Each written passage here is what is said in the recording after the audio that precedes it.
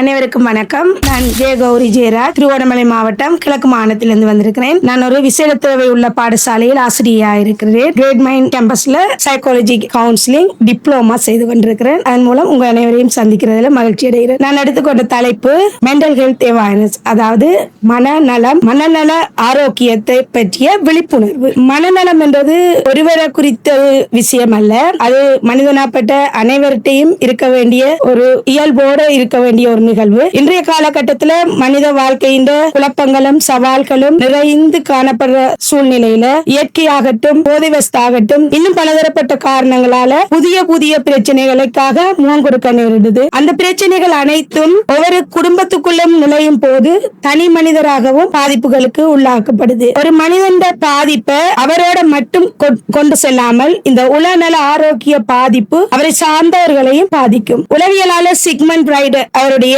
பால்நிலை பருவ கோட்பாட்டுக்கு அமைய ஒரு மனிதன் தனது ஆழ் மனதின் ஆசையாக கொண்டிருப்பவை வளர்ந்து வரும் காலத்துல மனதின் ஒரு ஏக்கமாக அமைந்து அதன் மூலம் அவர் மனநல பாதிப்புகளுக்கு உள்ளாகின்றார். அது மட்டும் ஒரு காரணம் இல்ல, அடுத்ததாக சூழல், சுற்றி இருக்கும் சூழலும் ஒரு மனிதனுடைய மனநலத்தை பெரிய அளவில் பாதிக்கக்கூடியது. அக்டோபர் 10 மனநல நாளாக உலக அமைப்பு கொண்டாடுகின்றது. அது சென்ற வருடம் ஒரு அறிக்கையில் குறிப்பிடப்பட்ட குறிப்பு, உடல் நிலை சார்ந்த நோய்களை காட்டிலும் தற்போது உல பாதிப்புகளுக்குள்ளானவர்கள் என்ற தொகை அதிகரித்து காணப்படுகிறது. இந்த அதிகரிப்புக்கு காரணம் நிறைய இருந்து கொள்ளலாம், ஆனால் தனி மனிதனுடைய காரணமாக நாங்க எடுத்துக்கொள்ளும் போது எங்களுடைய சில மனநல ஆரோக்கியத்தில் கவனங்கள் செலுத்திக் கொள்ள வேண்டும். உலகம் விரைவாக ஓடுகிறது என்று அதன் பின்னால் ஓடிக்கொண்டிருக்கும் அப்பாக்கள் பணத்தேவைக்காகவும் புள்ளிகள் பெற பிள்ளைகளின் ஓட்டமும் மனித நலத்தை பெருமளவு பாதிக்கின்றது. அதை அப்படியே சற்று ஒரு பக்கம் நிறுத்தி வைத்துவிட்டு